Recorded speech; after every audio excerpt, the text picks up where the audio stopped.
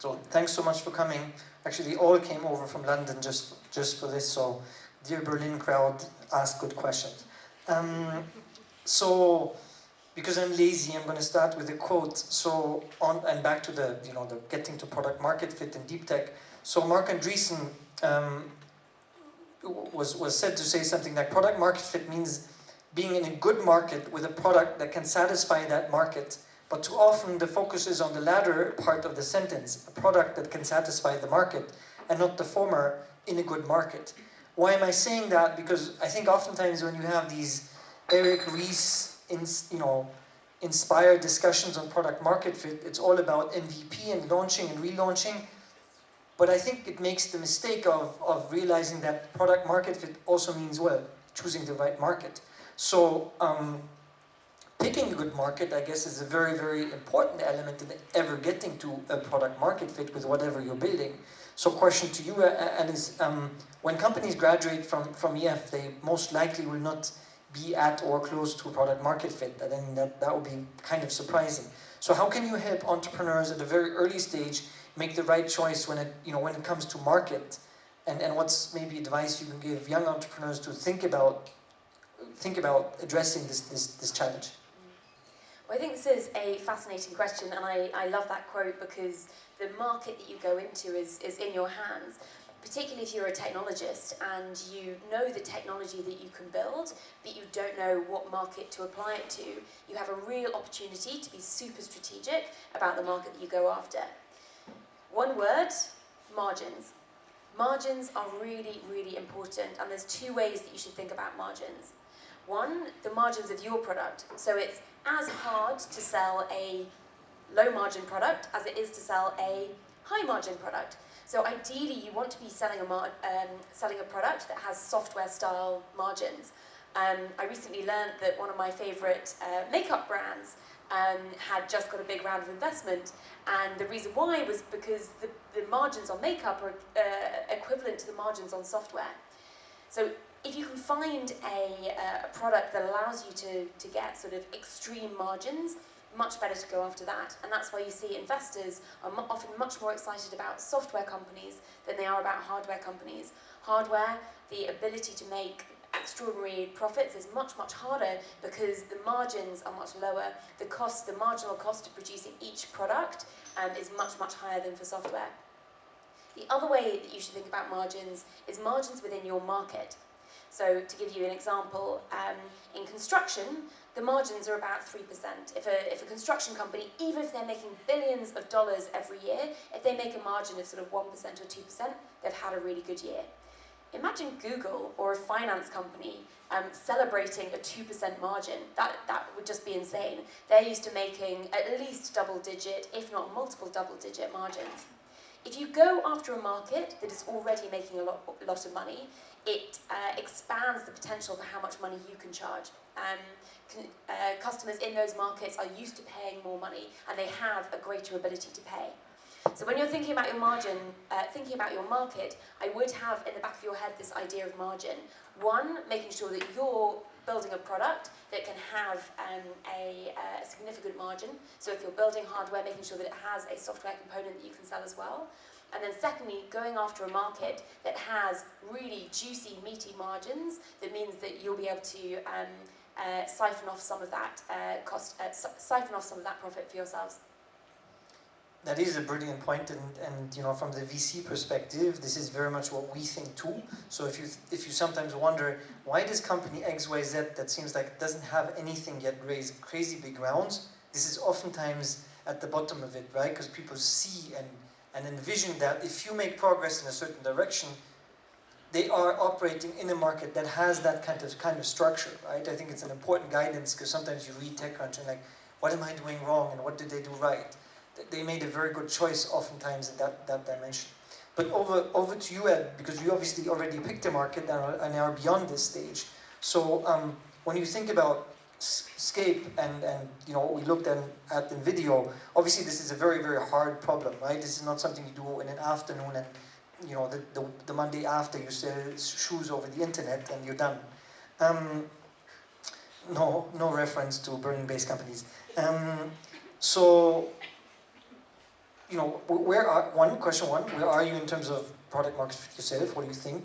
And then secondly, you know, as a real tech company, I think it's great if you could share to the audience what you think, generically, not for scale, but generically are good measures or KPIs or you know, points in time that you should have in mind against which you can work in terms of achieving product market fit now from the product side. So product market fit is obviously the thing that everybody should be thinking of when they're thinking about starting a company. It's not good enough just to have a technical research team that's building some cool academic pieces of the puzzle. It needs to make sure that those pieces of the puzzle can actually end up with having a monetary value at the end, and hopefully a very large monetary value at the end. Now, product market fit is something that at Scape we're still working towards achieving, and it's tricky.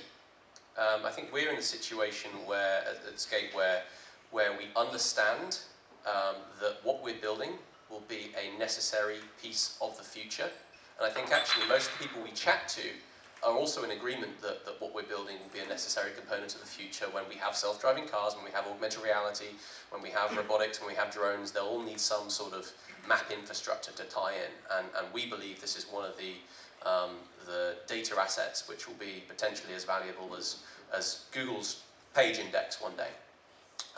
So everyone is kind of locked onto that grand vision. The uncertainty is the timelines. That's the one thing that we're really having to deal with. And you're right, this is a really big technical challenge, and it's not something which is going to be solved overnight. And I think, you know, we've been lucky in as far as the challenges which we're trying to solve could potentially be very big. And that has given investors, our investors, you, hopefully, confidence to be patient with us as we're growing the team. Obviously, you need to be able to show milestones. We actually had essentially an MVP with a client, believe it or not, before raising our seed round. But as soon as we raised that seed round, that basically gave us the confidence to concentrate 100% on the lowest part of the stack, because that's really where the value lies. The value wasn't in getting you know, if we got a client with $1 million in revenue, that's not enough to excite people that give you big wads of cash. You know, it's the big piece at the bottom that is worthwhile putting your 100% into winning. And if you can do anything to stack the odds in your favor to win that piece of the puzzle, it's worthwhile doing.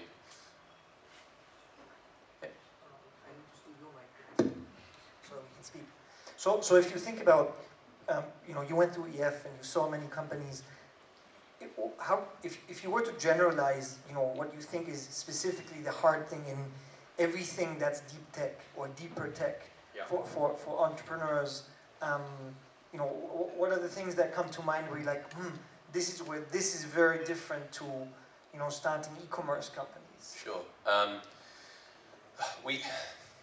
It comes down to the size of the market. Like, if we understand that Google currently spends billions of dollars to go and collect all this map data, there is a market there somewhere. If you look at the players that currently work in that space, you can count them on your hand. There's Google, there's Here Maps, there's TomTom, maybe to some degree Mapillary, but that's kind of it.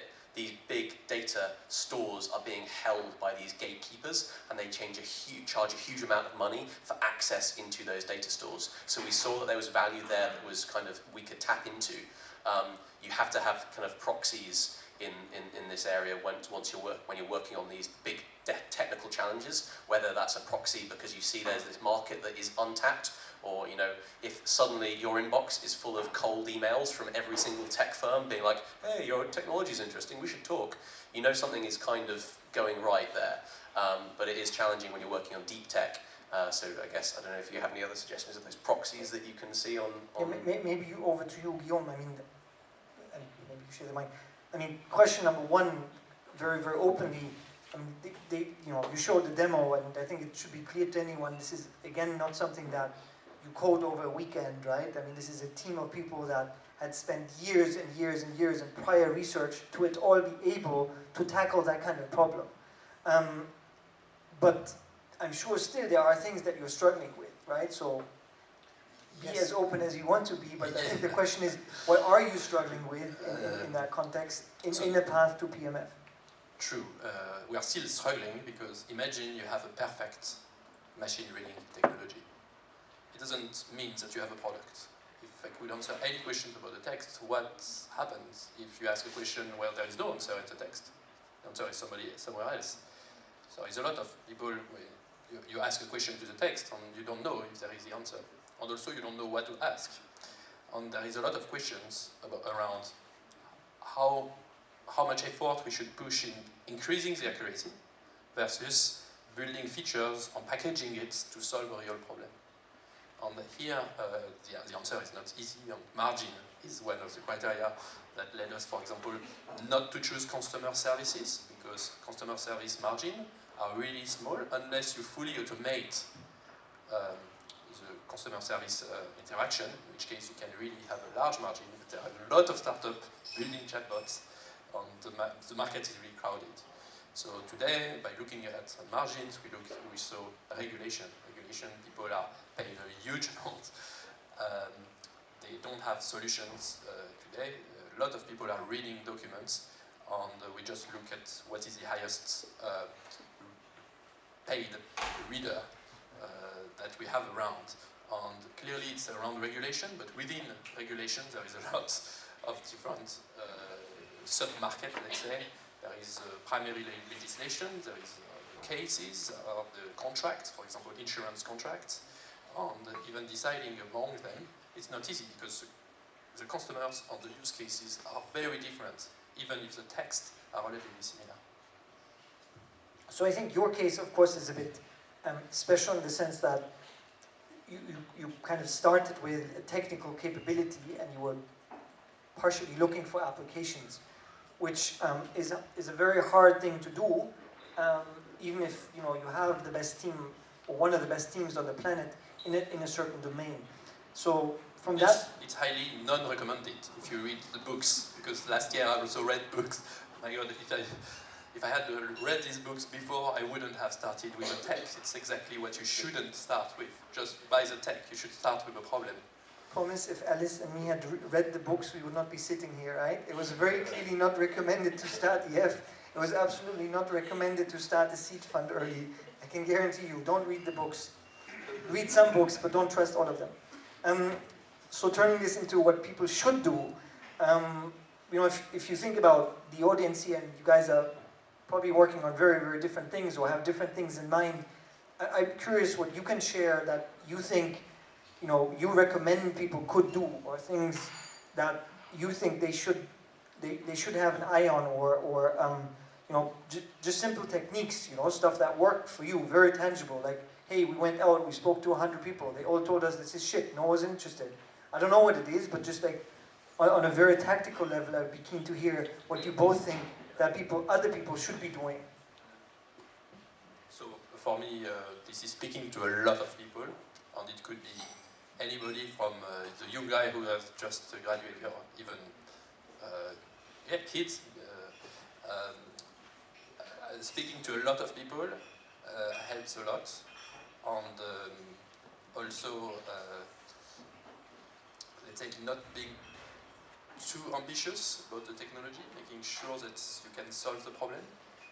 It's also something that I would recommend a lot. I'd say know your niche better than anybody else. We had the challenge that you can use the example of Henry Ford. If he goes around asking people what they want, they say they want a faster horse.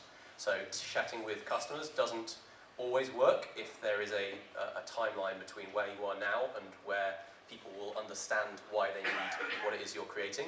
So the only thing you can do there is really, really know your industry really well.